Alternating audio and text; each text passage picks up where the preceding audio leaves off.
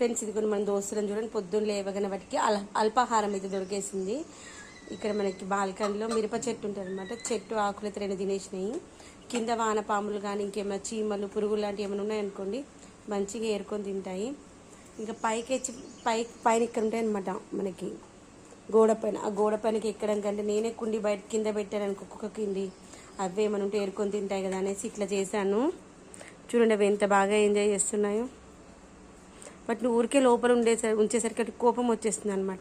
కాసేపు బయట వదిలేసామనుకోండి ఫ్రీగా తిరిగేస్తే తర్వాత బోర్ వస్తే మళ్ళీ వాటి బకెట్లో వెళ్ళేసి అవి కూర్చొని నిద్రపోతాయి అన్నమాట. చూడండి చెట్టునైతే మొత్తం పీకేసేటట్టున్నాయి.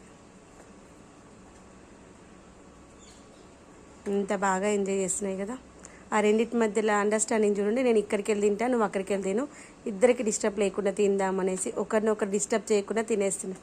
మనుషుల్లో కూడా ఇలాంటి అండర్స్టాండింగ్ ఉండకపోవచ్చు.